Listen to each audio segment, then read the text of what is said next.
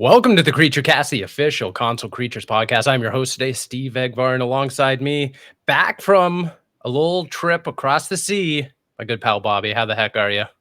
Beautiful. It's good to be back, but I'm also missing jolly old England. Are you? How was the trip? Tell me about it. Well, I mean, if you've never been, I recommend it. It's London's a beautiful city. Yeah. Just be prepared for cold weather because it was cold and rainy weather, and bring a big stomach because the food is why I went. It was probably the highlight of the trip. I Was mean, it? Yeah.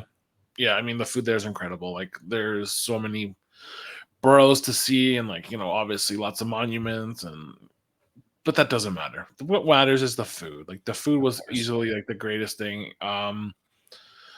I think I posted some pictures, but yeah, I mean if you haven't, like, go to the borough market, go to Camden market, go to honestly the 7,000 market. Everything there was like exceptional. Even the smallest things, like we had uh a basic hot dog and it was probably better than anything I've had. And that goes to say it's better than Toronto street meat.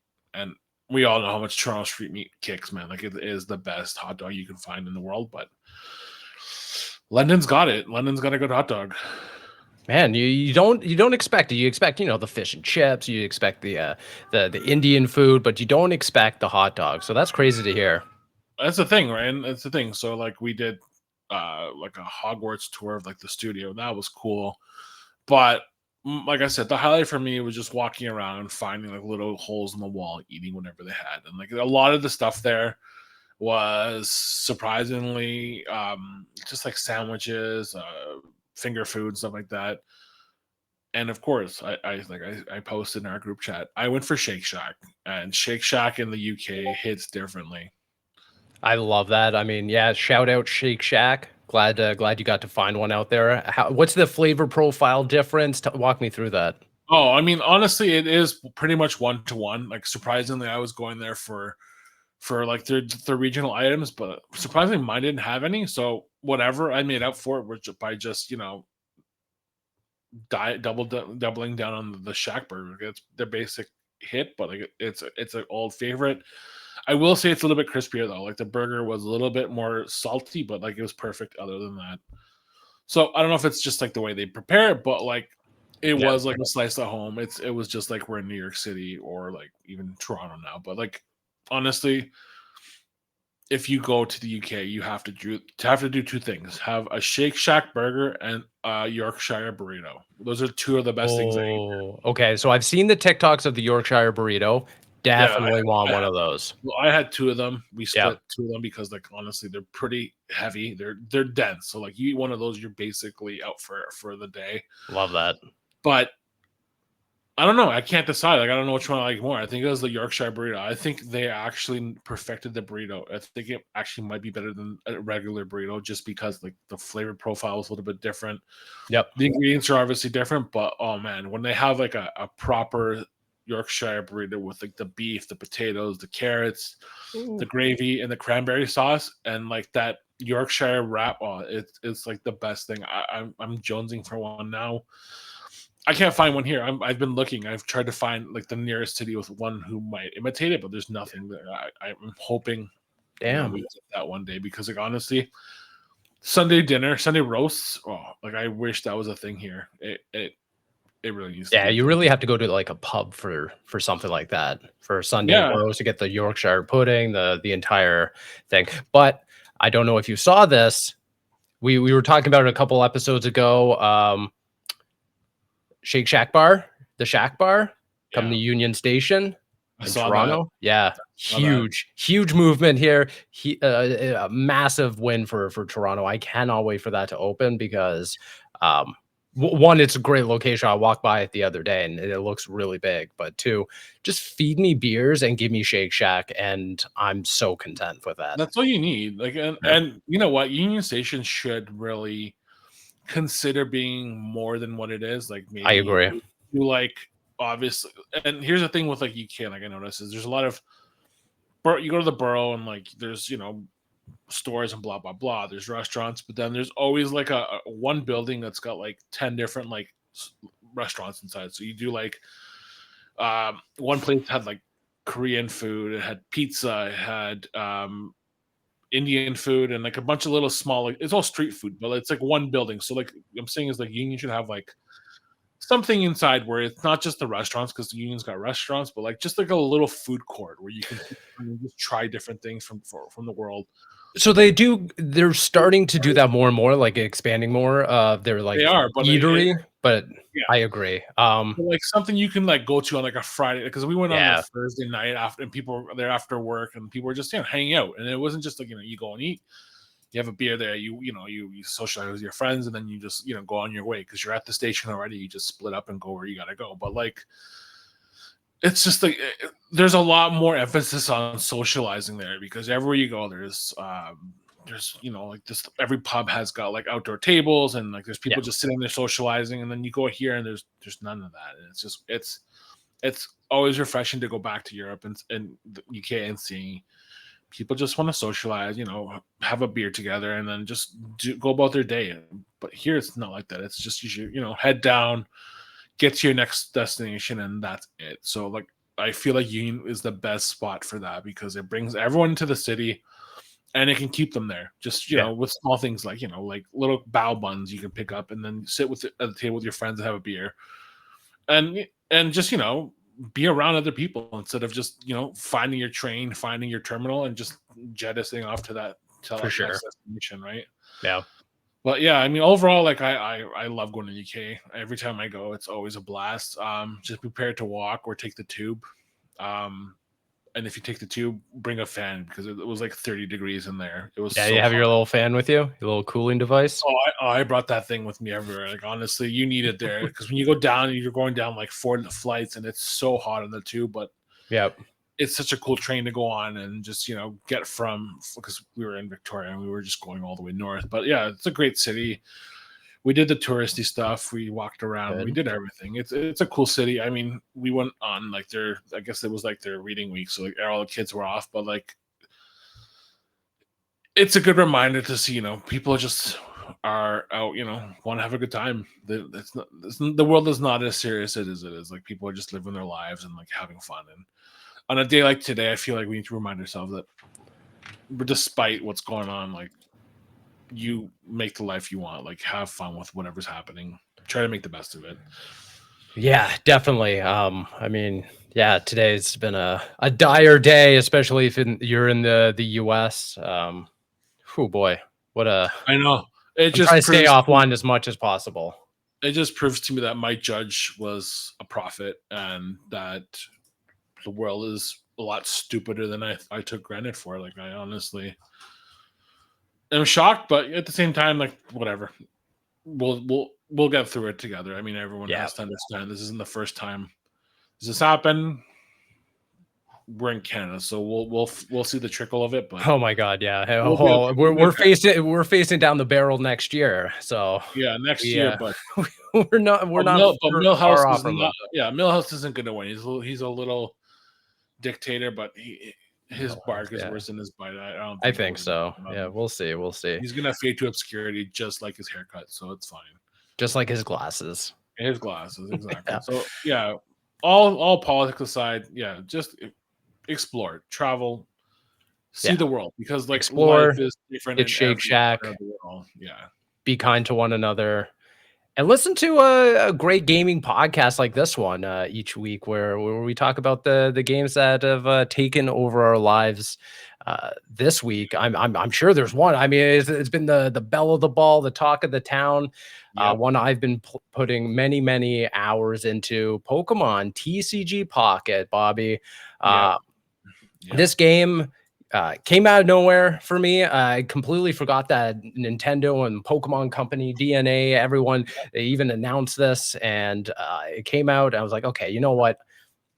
I'm feeling the nostalgic boost here. I'm feeling like walking down memory lane to the years where I collected Pokemon cards in elementary school, and I downloaded this, and immediately I felt compelled by this game. It was just, and every day now is just like clockwork. I'm opening up booster packs. I'm playing through the battles. I'm doing the in-game events. I'm in, Discords and chats going through and just like showing off my full art cards. It's quite it gives me the dopamine. That's what it is. It feeds me. It trickles in the dopamine every so often, and I'm feeling pretty good about this. Have you been putting a lot of time into Pokemon TCG Pocket at all? So I mean, I think I spent about 10 hours on it since it launched. So Okay. obviously, like, I'll do the counters, I'll do the timers, I'll get my 2 packs a day. I know we all get items for completing missions. I've been doing all that. I've done a couple battles. I'm gonna try and get this Lapras card because I know that one is limited, so I'm gonna work on that. But like, it is so good to get back into Pokemon TCG. Mm-hmm. I was obviously just like you. I collected it when I was a kid. I at one point I owned 3 Charizards, which I'm kicking myself for because I don't know where they are. They're somewhere in my parents' house. But yeah, I mean, having an accessible way to play it, where it was before I never did. I mean, it's probably the best thing about it is just how easy it is to pick up and play this game. The only thing I don't like is there's a lot of hand holding, and I don't know why Nintendo is adamant about hand holding through a lot of their things. In terms of the just tutorials tutorials, okay, and you have to read through everything. Like, just let me, like a great way to introduce, not introduce, bring players back into this. Hey, are you familiar with the game? Do you want to skip tutorials? Should have yeah, just something like that. Because like going through all these, it's like I kind of remember. I remember playing this as a kid. Like, I obviously didn't play the official rules, but like it's nice to have them. But yeah, other than that, like, it's great. I think it's a great introduction to the card game. I feel like it's probably going to bring a lot of new players to the actual card game. My only question is, do you know if like the MTG has something like this? Because if it does, like, I don't know, to be honest. I would probably this is probably the best way for me to want to pick it up because I've always wanted to learn it. Yeah, I know that at Summer Game Fest, Magic the Gathering was there. I just, I mean, I would rather have a more leisurely way of playing a game like this, like on my phone. So like, I mean, if someone's working on it, please put it out because like I can see myself sticking with Pokemon for some time, right? Like, it doesn't feel too invasive in terms of microtransactions. Like, I feel like I do have enough items to pull packs. I mean, I have enough to cards to battle online so far. It's a great game so far. But yeah, that's what I'm saying is, for a free game, I'm having a lot of fun with it. Yeah. No, I'm kind of in the middle where, so for Pokemon and the TCG, even back in the day with the physical cards, I had and still have no interest in playing the actual game, which I love about having that auto battle feature in there. I every day I just boot it up, and with this Lapras event, I'm grinding out battles. I'm going through all the other battles, trying to do all the different sub challenges and everything. And I'm just hitting auto battle and throwing my phone to the side while I'm working at my desk and stuff like that. Or if I'm walking down the street, I'll throw in an auto battle and stuff like that. But I that's not what Pokemon TCG is for me, and especially in this, it carries over. It's just about that dopamine hit of opening up booster packs twice a day, well, 3 times right now because I did get the premium pass trial for 2 weeks, so I get that extra little Ooh, I didn't booster know that pack. I thought you had to like maybe sign up for it, and So you do, but they have a 2-week trial before you get charged, so you can sign up, immediately cancel, and then get the 2 weeks of bonus perks, which gives you an extra booster pack each day. You get a Pikachu card and then some other stuff as well. Okay, I think I'm worth doing it. Yeah. But yeah, I mean, ultimately, but that's the game for me. You can make of it what you are. Like, some people, Yeah. like me, I like playing it. So like, Auto Battler is cool. Like, I probably would find myself doing that if I'm watching TV or something. Yep. But yeah, I can understand why it's there. I mean, overall, it's fun to learn the mechanics. Like, it's not too complicated to the point where it's like, well, there's 1,000 rules I got to memorize. No, this one's pretty easy. It's like, as long as you have the energy, you can kind of pull off the attacks. And right, there's not an elemental tied to that card. You can just throw whatever energy you have at it, and like it's great for that. So like, it's a good introduction to a card game. So I feel like sure. for like kids, this is a great introduction. If you're on the fence about the actual card game, it's also a great introduction. But to your point about not being invasive of being like microtransactions and being a more like quote unquote freemium game, I have hit that point where now what I'm able to do every day is so limited that I kind of I'm feeling the compulsion to be like, well, if I want to do more, I have to start investing money because I've gone through, done all the challenges, done all the battles I can to get as many hourglasses as I can, to get as many like wonder pick hourglasses as I can. And I've expelled those. I've done like a couple 10-pack pulls and stuff like that. And right now it is just kind of, at this point, my progression system is just leveling up through battles and doing the in-game events. Aside from that, I'm basically forced to just open up the free packs I have each day and then kind of put it away. So it was a very fun weekend of me like constantly playing and everything. But I think by the time we're recording this on November 6th, by Monday of this week, I was like, okay, I've kind of hit the wall in terms of the quote freemium, or like the free part of the freemium. And now I'm into the premium part where I feel now if I want to keep playing like I have been, I got to start investing money, which for a game that is essentially just open up a pack and maybe you get a good card, maybe you get a bad card or a set of cards. I just can't justify putting money into this game at all. And that's fair. I mean, like I said, you're probably like, you're way like further into it than I am. But like from I guess from like when I started to when I am, I have enough items in my back to where I'm not like rushing to re-up for items and like it. I mean, it's fair. I mean, it's 12. I think it's like 12 boosters to cool down to clear the cool. Like that's fair. So it's like I have like over 200 of those. So like I feel like I could probably do an extra pack every time. So if you're doing 10 at a time, you're probably wasting all your items right away. And I feel like that's counterproductive for me because like in all our chats, everyone's pulling the same X amount of cards. So like, instead of just wasting all of it in one shot, I'd rather space it out. And that's the problem. Right? Everyone's pulling the same cards, right? So it's like the same X amount of cards that we're all getting. It's like, well, the issue is that if you do the 10-pack pull, you're getting a better percentage on getting full art cards or god packs and stuff like that. So it is this risk of reward where it's like, oh, do I just hoard all my hourglasses to get to 120, 140 or whatever, and then pull 10, or do I just keep using them? And to your point, like the 12 hourglass allotments. And I don't know. I feel like I have the worst luck in this game ever. I feel like I constantly have just had like I still don't have the Lapras. I have 5 Pikachus from this stupid event. I don't have a Lapras. I have no like full X cards. I have a bunch of like full arts and stuff like that. But yeah, all of my pulls have just been borderline mediocre, and it's just a sad state of affairs over here. Yeah, see, that's where I feel like it's weird because I haven't had that situation. Like I've had some really good pulls. Like I did get a Charizard, and I did get a bunch of like those full cards, and I don't know. I guess it's just maybe my luck. I don't know, but like it's been pretty consistent so far in what I've been pulling. I've had pretty good cards throughout. Yeah.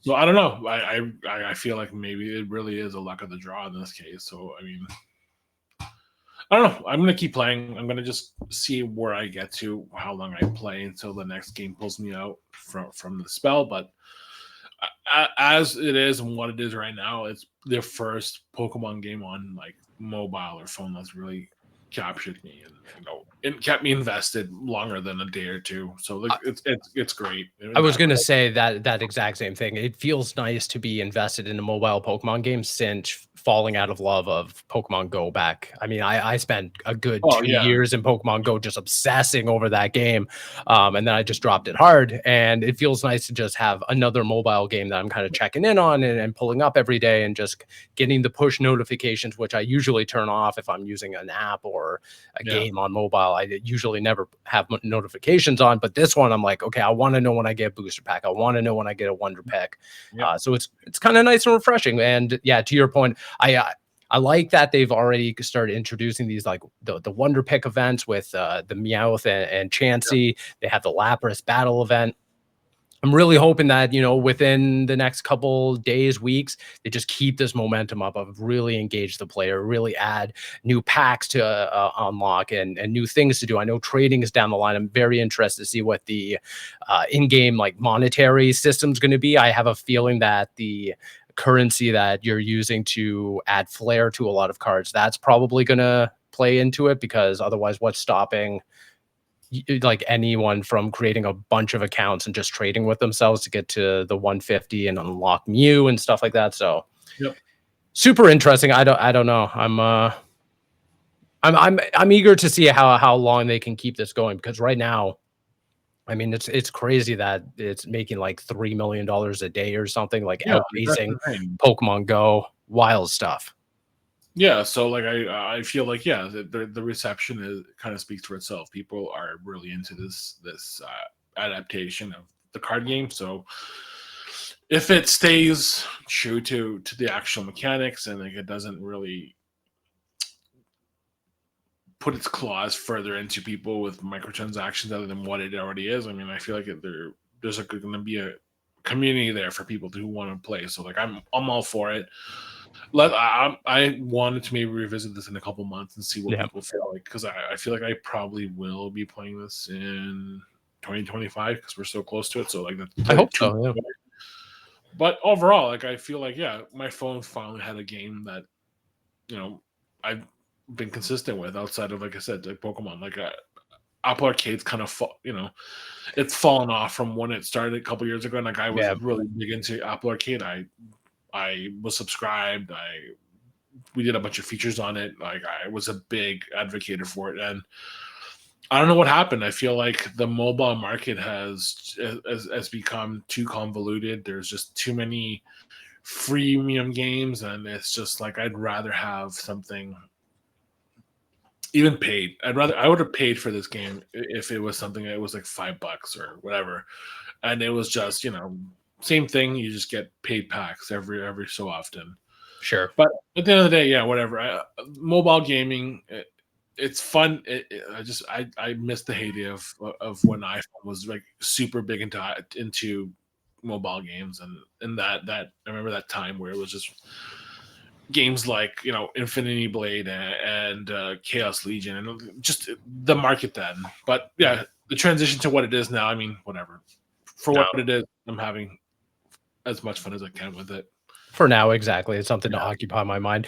Before we transition off, I got a booster pack to open, so I figured, fuck it, let's do it. Let's do it here. Let's do it Let me live. see if I have one too. You know what? Okay, okay.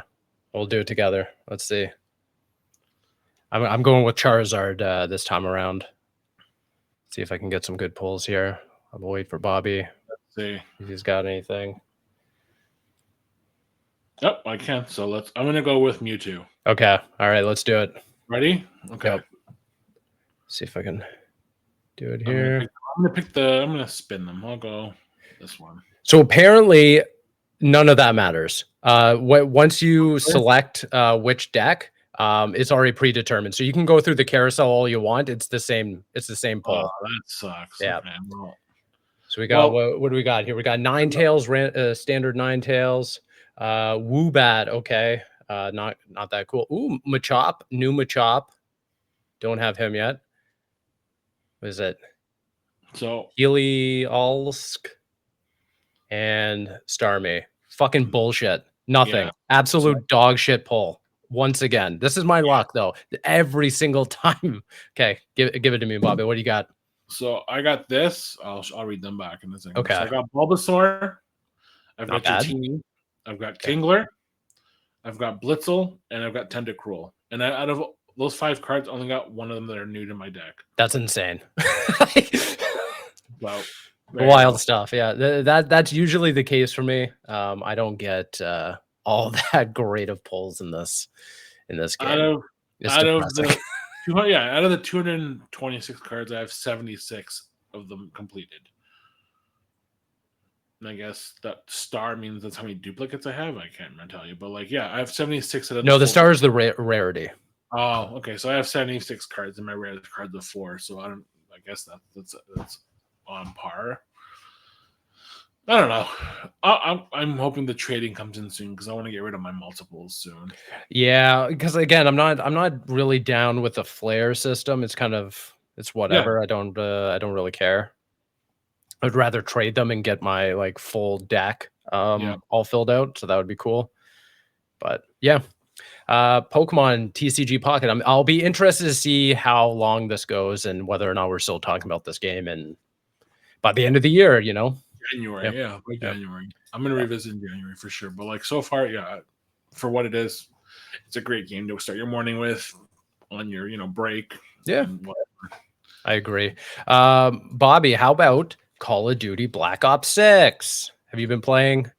Have you been answering the call of duty? I Yeah. know you've been traveling, so probably a little harder for you to jump on, experience the campaign and whatnot. But have you been putting any time into this game?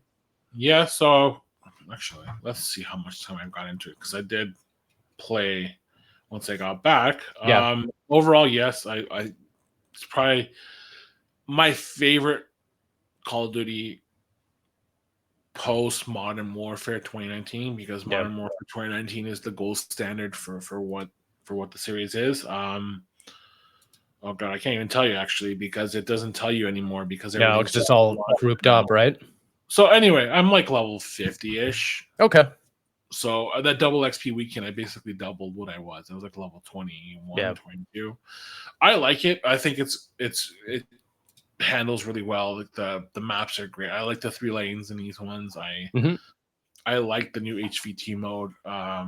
My only issue so far is just that I just don't feel like the rotations are up to par. Like I feel like I'm playing the same 3 or 4 maps every time, and it's just like that's probably my only downside of this game. I love everything else about it. Like it's punchy, it's fun, it's fast. I love the Omni system. Like I hope that sticks around in me every too. game. It's such a game changer.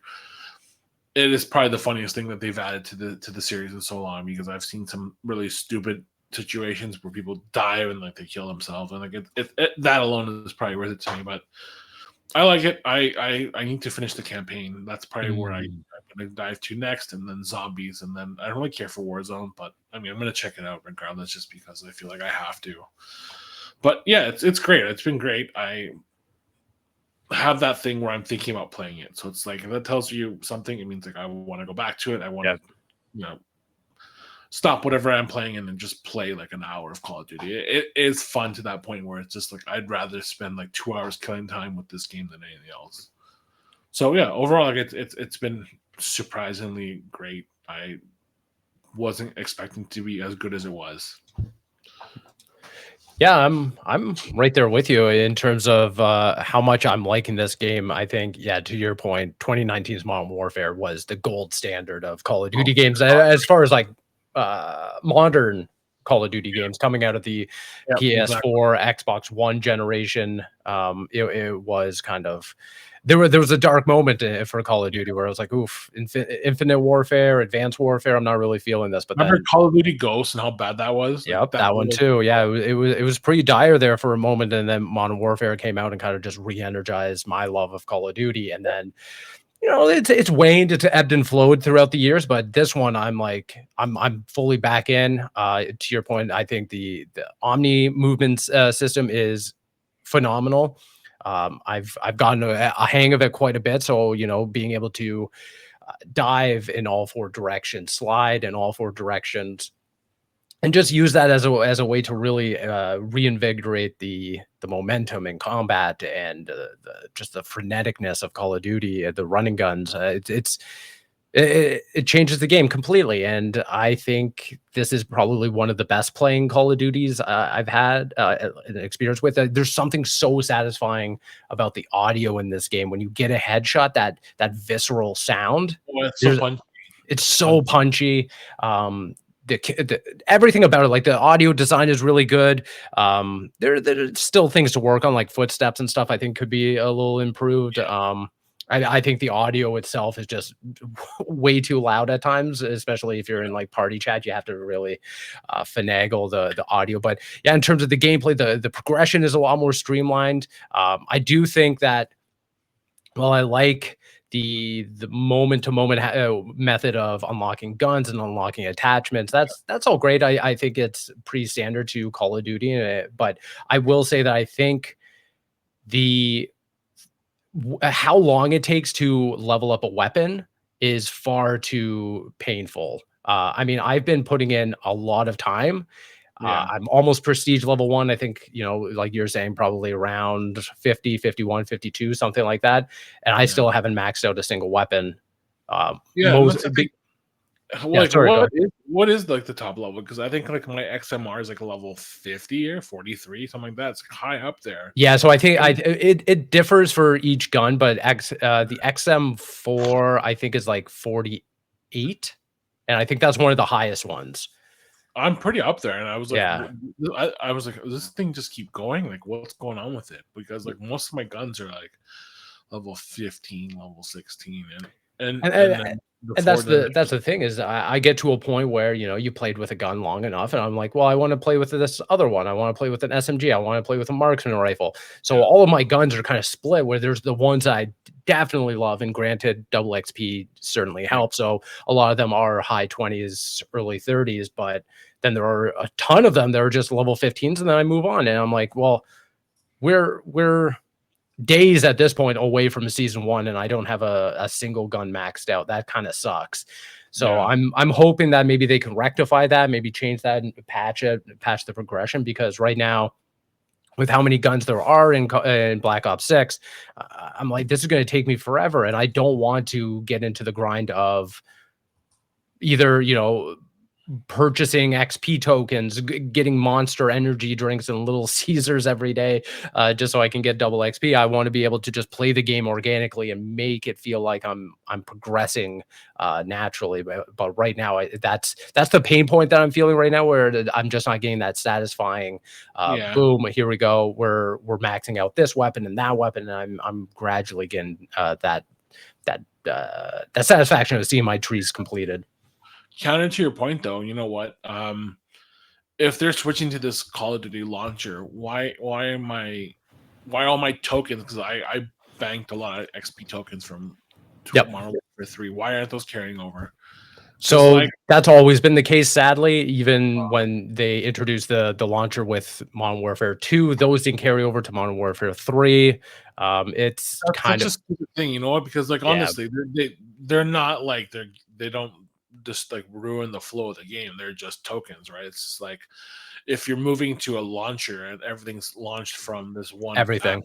it's like why wouldn't you just let me carry over my It tokens? it has nothing to do with the system not being compatible, because funny enough, what I discovered, had no idea because Call of Duty doesn't tell you, is that everything that you're doing in Black Ops 6 right now up until season 1 Yeah. affects the Modern Warfare 3 battle pass.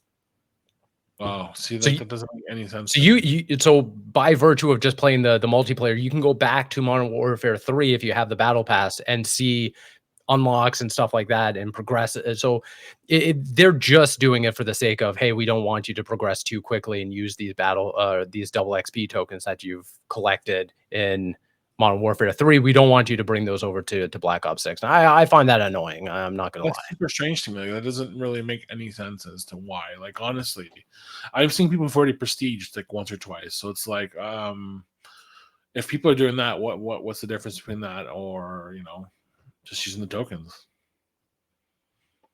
So I don't know. I I feel don't know. like they're just bottlenecking people from not getting too far ahead, which makes no sense to me. But whatever. You know what? I'm not in a rush. I mean, if all goes well and according to what I feel like, I'm gonna have a bunch of tokens at the end of this next year at the same time, and it'll probably just carry them forward. Like I feel like every game I have so many tokens by the end of the year, it's just like who cares? It's just it would have been nice to bank on them for once, but whatever. Yeah. But yeah, Um, ultimately it's great. I don't know if you finished the campaign. I was That's just what about to ask you. Yeah. I haven't started it yet. That's Okay. my thing. That's just because I mean the game launched last week and then I left the day after it launched. So it's like I downloaded it. I have the three main the campaign, the multiplayer, and the zombies set ready to go. I'm gonna play that probably today. Nice. But yeah, I've heard it's really good. It's probably the best campaign in years, and I reviewed last year's campaign, which is the biggest doo doo that Oh my god, I feel it's like. so bad. Yeah, I feel like It's that was so probably disappointing. the worst in at least a decade. So like, if it's as good as everyone's saying, like I'm happy that I believe it's Treyarch, right? Treyarch does really good Yep. campaigns. I'm looking forward to I mean, that. Cold And War's campaign was very good. They had a lot of great, cool systems where you're going through, you know, the bulletin board, choosing you're solving mysteries, and the file system and stuff like that. It was so with Black Ops 6, I really like the campaign. I like where it goes. Obviously, it just is a straight continuation of Black Ops, which yeah, I find interesting that since the original, we're still following the same characters, same story threads and stuff like that, yeah, albeit we're jumping around time and everything. But whereas like Modern Warfare, they chose at some point, hey, we need to reboot this. I find that very interesting, but that's a quick aside. This one I think is very interesting. I think it has great set pieces. I think it has very cool mission structures. I think some of them are very toned down, where you're, with no spoilers, you know, you're going through campaign rallies of presidential candidates. You're going in a yeah, casino, which is really cool. But then you also have your bombastic, hey, we're flying through the uh, Iraq desert, and infiltrating this compound and stuff like that. There's also a really cool like open world mission that I find very neat, that isn't like the phoned in open world missions of Modern Warfare 3. This is actually like well constructed, very cool stuff where it's like you can do these like 3 objectives here, but there's all these there's like 21 points of interest where you're going in, you're getting special equipment that you can all yeah, then take into the very end of the mission, which I highly recommend for people who are going through the campaign. Just do all the stuff that's on your map during that mission, because it's very rewarding. It's very satisfying to go through and actively like because it even has like fog of war on the map that yeah. you have. It's very interesting. I think it serves Call of Duty very well with a little bit of like an open world twist on it. Um, the other I feel thing is, sorry, go yeah. ahead. Yeah, I think it's just to jump in. Like I feel like from what I just the impressions I've seen online and what you're saying, it feels like that is the route. It should be the route for the campaign going forward. It's just a little bit more open-ended, open world. yeah, And I appreciate the linear structure for years, but if you know they want to do something akin to like BO6's campaign, like I'm all for it. I mean, if like I said, if everything you're saying is true and like everything online is being saying true, this is kind of the campaign I want. I want the shake up in the structure. I don't need to just go from point A to point B and just shoot things throughout the hallway or like a building. This just seems like a great evolution of the campaign. I think there's benefits to Yeah, having both. Like, I love some of the structured missions only because it is very much telling you, or making you go through these like really cool set pieces. And I think that's what Call of Duty has always been, is about blockbuster moments that you can get in and out of, you know, within 8-10 hours within a weekend. And I think that's perfect timing. right. It doesn't overstay its welcome. And what you see here, or what I saw here, was that this is a lot of experimenting for Call of Duty. Yeah, you have your open world missions. You have some of the missions taking place in areas that you would never see in Call of Duty before. And then keeping in line with some of the more psychological aspects of Black Ops, which has always kind of skewed in that way. There are Right. some missions that kind of borderline on like horror elements, I think, which like try to kind of almost do like a remedy, like near, like almost like a control-esque situation, which I find interesting. There are a couple missions there that just try to like screw with your brain, screw with your perception of like who's this character, what's this character's backstory and everything. Right. My issue with these specific missions is that while it's cool and very unorthodox for Call of Duty, they overstayed their welcome completely. Wow. Okay. And I was talking to a couple other people who were going through it around the same time as me, and I was like, "So, like, what are your feelings on this?" And yeah, the general sentiment is that it's very cool. It's very like, whoa, I've never seen Call of Duty do something like this before, especially with its campaign. Right. But then you're stuck in this unorthodox mission going through it for 20, like, 15, 20 minutes. And at a certain point, I'm like, I want to get back to the traditional, like it's a nice stop. It's a nice, go off the road. You're going to the gas station for a quick second, but I want to get back on the road. I want to go and power through this high octane Call of Duty campaign. So I appreciate them for trying to experiment and everything, but I would say that restraint is a little better than just kind of diving deep off the deep end on this. Yeah, I'm interested to know what you think, if you agree or disagree when you go through it. Yeah, I mean, if that's what you're saying, and it kind of it goes off the beaten path a little far too much, like that's fine. I feel like they're probably overindulging and being able to do something different. Yeah, after years of the same thing. So like that's cool. I mean, I'll start it, like I said, probably tonight and just blast through it in a couple days. But I mean, that's the best thing about the campaigns right now. They're not a 50-hour RPG. It's just like I can do it in a weekend, a couple days. Well, that's exactly what I started it. And I was like, I'm feeling a little cocky. I'm feeling my ego's. I'm going to do it on veteran. Just do a veteran run the first time around. And the third mission, I'm not going to give anything away, but the third mission was the one where I was like, oh shit, I'm not going to be able to do this. It's just pounding my head against the wall over and over and over again. I just was in this funnel of just not being able to progress, and then I broke through it, and it was easy all the way through. Got the veteran achievement, got the completion there. But to your point, yeah, it's very bite sized. It's very accessible to go through and complete over maybe 2-3 nights or something like that. But yeah, it's just those more experimental missions where the first time around I was like, okay, it's kind of overstaying its welcome, and then the second time they do it, they do it at such an important moment that I was like, oh, you just completely derailed the momentum of this game and its narrative, in my opinion, by just forcing me to go into this totally different sphere of what Call of Duty is. And for that, I'm like, okay. It kind of petered out by the time we get to the end of it, but starts so strong. But I still think it's completely worth it. It's one of the most it's one of the must play Call of Duty campaigns out there right now in terms of modern Call of Duties, which is fair. I mean, Black Ops always had the superior campaign. I know people always go back to Modern Warfare 2 from 2009. It doesn't hold a candle to Black Ops. Black Ops has always had the better campaign, better characters, better flow of story. So yeah, I mean, whatever. I'm looking forward to seeing what happens and seeing some familiar faces again. Like that's what I'm probably most eager about, because it's been a while since I played Black Ops. I think I dabbled in Cold War. I just never finished it. So okay. I have to go back to it. I think it launched at a weird time. I think it was during COVID. So it was just like, I wasn't. It definitely was. Yeah.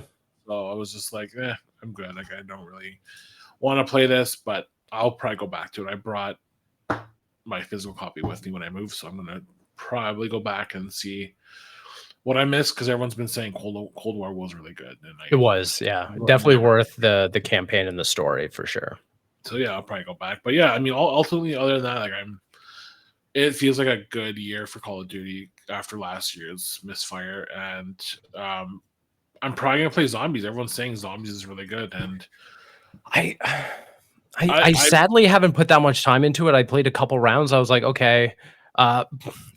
So part of me is a little bummed out that they didn't continue DMZ. Yeah. Only because, they put so much into the progression system and the challenges and stuff like that. I was like, oh, so now we're just getting rid of it just to go back to what ostensibly is Zombies, is round-based Zombies. That's great. That's something to celebrate for people who love Zombies. But for someone who really liked, Modern Warfare Zombies and that kind of Tarkov-esque grind, I was like, oh, I kind of feel slighted here in that nothing carries over. I'm just starting off fresh after putting, quite a lot of time into it. So yeah, I should probably put more of an effort into it. But right now I'm just kind of concentrated just on multiplayer. And that's the thing. It's hard to pull away from it because it's just so fun. You can play it around in like 8 minutes. You're good. And then you can jump right into another one right away. Yeah, I think it's hard to pull away from it. So I understand where you're coming from. And I'm going to have to carve the time out, because it's just like, I mean, it's always the first thing on the menu for me. It's like you load into Call of Duty, it's like multiplayer right there. Well, okay, let's just play around. and then 2 hours passes, and it's like, well, now I'm gonna play something else because I'm kind of burnt out for the day, and I need to switch it over. Right. But Yep. yeah, I ultimately I think it's a good year for them. I'm gonna post my review sometime next week. I know everyone's already posted theirs. It was just bad timing on my part. But yeah, I mean, Now, how dare they release the yeah, game when you had I a know. trip planned? I missed a lot of good games. I know that Dragon Age launched while I was gone. So that was interesting because I was just like, well, I can't really do anything about it because I'll be in London when embargo's up. So Have you been playing it? no, I haven't. I actually have it on my console. I'm playing a couple other games for review, so it's like I haven't, but I'm dying to because I mean everything I'm seeing about it looks incredible. I loved Inquisition. I think I spent over like 400 hours playing it, so Wow. I'm very eager to play this game. But Interesting. yeah, it's weird. I was expecting to play it day one. It's just like nope, sorry. There's other games that have kind of taken the driver's seat. But yeah, I mean, I know you're playing it. I know I've been seeing your tweets saying you actually love it. I'm seeing people, come into agreement that it is a really good game. I know some people start off saying it was kind of weird. It wasn't what they expected, but the series has evolved from Origins, and like I know that it's not what it was, but I mean where it is now, it is still a pretty good BioWare RPG. So I mean, what are your thoughts on things? I know you're pretty I'm still very early on. I'm probably I hour wise. I don't even know. I'd have to look it up. But I'm in chapter 4. I've just been toying away with it. I'm traditionally not a Dragon Age person. I'm way more of a Mass Effect boy. So I played Origins, skipped 2, bailed out of Inquisition pretty early, like 4 or 5 hours in. It just didn't capture me. right. And this game, I was prepared to just kind of let it go. And I was like, I everything I'm seeing in the preview doesn't interest me. I'm not really, I don't know if I really care all that much, but the opportunity to play came up and I was like, okay, I'll give it a shot and see if I get, further in than I did with Inquisition. And so far, I'm having a pretty good time with it. And I think it has a lot of great qualities. I think that I know some people have some preconceived notions of what the animation style that they were hoping this game would take, and they're disappointed with it. Again, I don't really care what Dragon Age looked like in the past. I have no like standard for it. So coming into this, I'm like, this game looks beautiful. Yeah. Running it on the Series X, not one graphical hitch, not one frame rate drop. Everything is just firing on all cylinders from a performance and a fidelity perspective. That I'm like, this is like, I'm super impressed by BioWare for producing a game of this high quality that looks this good. Some of the vistas, some of the set pieces that they have in this, I'm like, oh great. I'm just spamming photo mode. I'm just building a collection of just really great art that they've created to fill out this world. To The be fair, characters look good too. Sorry. just to interject, to be fair, BioWare had no choice. Like after their last string of couple games, like this game had to Of hit. course. No, Like, that's like so I think true. I think that's the thing, right? People forget that. I mean, Andromeda was mixed. I did like it. I didn't love it. And then obviously we know what happened with Anthem. So I feel like BioWare really needed this game to succeed, and they had to give it an all. And it feels like they did, They did. despite the vocal minority being a bunch of cowards and losers. It's a good BioWare game, and like I'm glad you're having fun with it. But yeah, sorry I interrupted you. I just wanted to bring that up because I know No, that. no, no, no. I think you're totally right. Like they had to nail this as much as they could because they couldn't afford to do anything else. But yeah, thankfully, from our perspective, this game is feels next gen in so many great ways. Um, the combat systems feel really good as far as like a Western party-based RPG. I think that having Right. the system that you pull up and you can quick select your party's attacks and stuff like that, combined with your own attacks, I think is very nice. I think that just the difference of light and heavy attacks that you have. I'm playing as an elven mage with a staff. It feels really good. I like the combat system. The Right. loot itself is a little meh. I feel like the progression of finding new things and swapping out equipment almost feels akin to probably Mass Effect 3, almost, where Okay. it doesn't feel very RPG. It just kind of feels like I'm getting a new gun every so often, or a new staff in this case, every so often. And I'm just assuming that it's a better one because, well, I got it later than the one I got last time. It's not as stat heavy as I think most RPGs are, which, as someone who comes from Mass Effect, I kind of prefer. I like this kind of lighter take on an RPG, which is totally fine. The story is whatever, because I don't have that much of an attachment to Inquisition. I'm kind of just along for the ride. I have no expectations of where this story goes. I'm kind of just following along as best as I can with very limited knowledge of what happened in the previous game. But I think, unfortunately, where this game really does suffer is its dialogue. It's shockingly bad. And I Really? don't know if you've seen all that much, or if you've seen clips or have talked to other people who may or may not disagree. But I'm kind of astounded that BioWare, who creates such amazing lore, and there's a great lore in this. Like, they do all the world building. They have codexes, which Right. have like paragraphs and paragraphs of great high tier fantasy, and then you have characters talking to each other like you and I would. Like, it's just two kind of like bros hanging out. Like, you can go from your character referencing this like elven name, and then something pops up and he's like, "Oh shit, what is that?" And I'm like, Which this is is cool. such a That's good. discrepancy.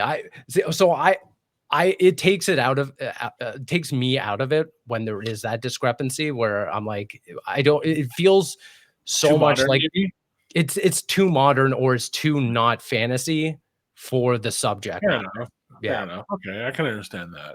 I Yeah. mean, I feel like maybe they were just shooting for the moon, and that's what people wanted. But I mean, I think the gold standard for lore or lore and just like conversations is Baldur's Gate 3, and I feel like that's what people are kind of hoping for. And that's what I mean. Like, you are following up Baldur's Gate 3 with such great performances, such great Right. dialogue, such great lore backing it all up. And then you have a game here which does so much right, but then has dialogue that makes me reminiscent of Immortals of Avium, where it really feels like that kind of approach to dialogue, approach to, we're going to do high fantasy, but then also have characters that sound like they're living in, 2024 and scrolling on TikTok. And it's kind of weird in that way. Now I'm curious to play it, and I feel like I have to prioritize it. But like that, I don't know. I don't know. I feel like it won't bother me as much. But like, that's a fair, criticism about it. If it's too modern for you, like, Yeah.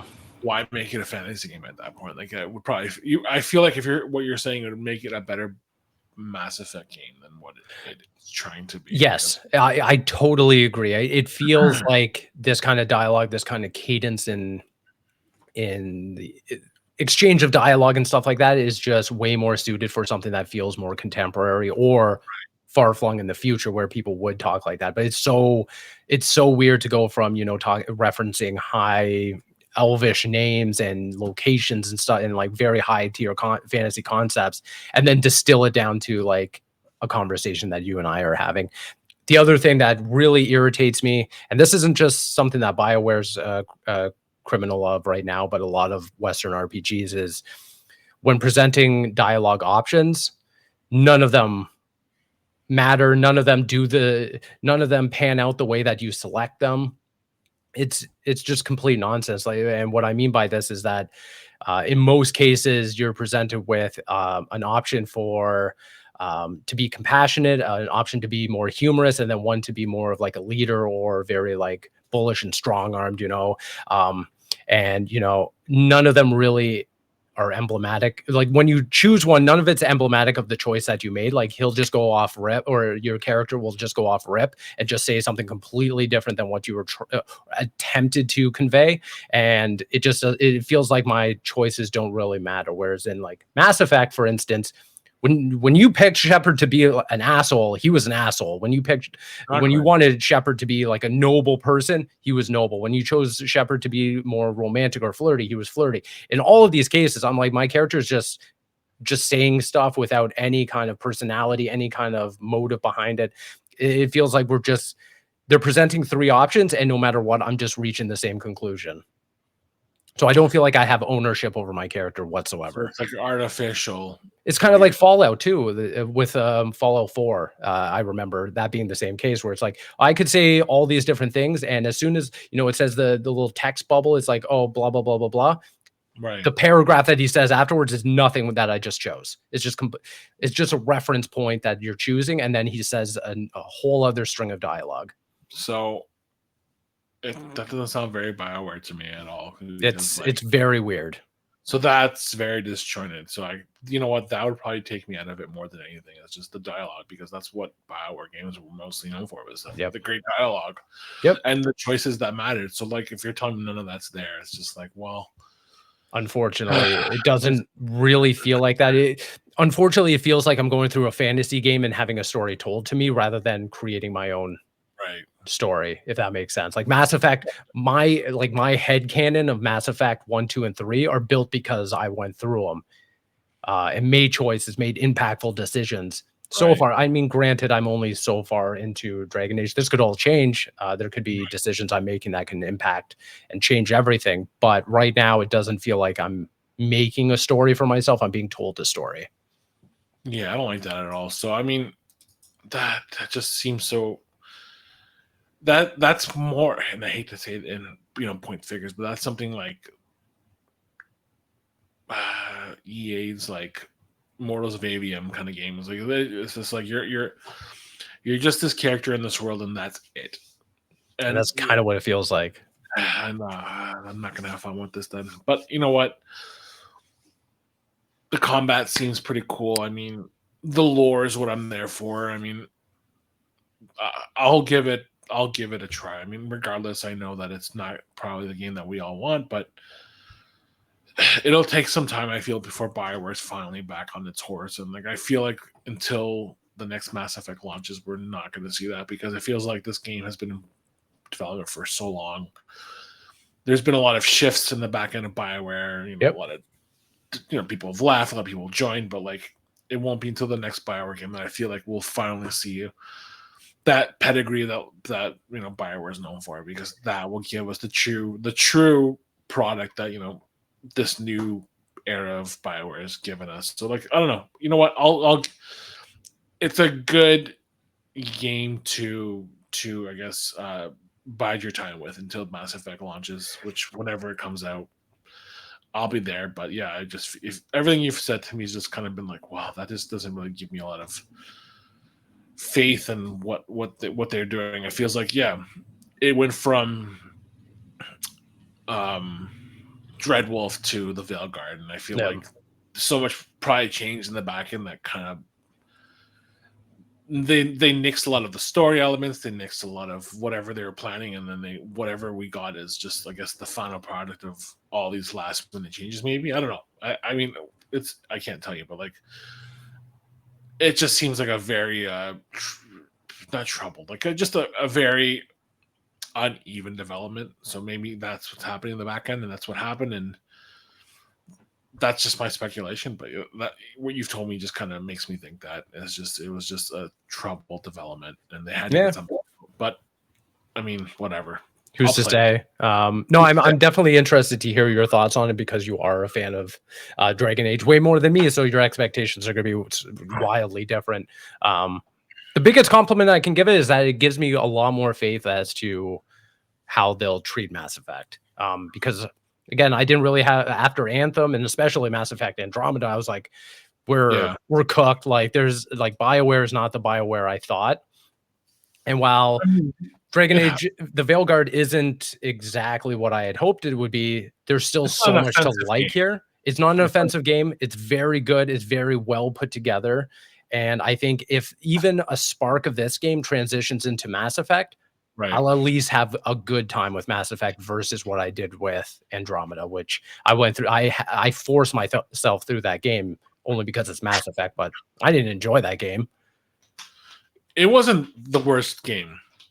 I liked it for what it was, but it wasn't Mass Effect to me. It was just, It's like a Souls. It felt to me like a Soulsborne game. It wasn't a Souls game. It was Yeah. something similar. So I mean,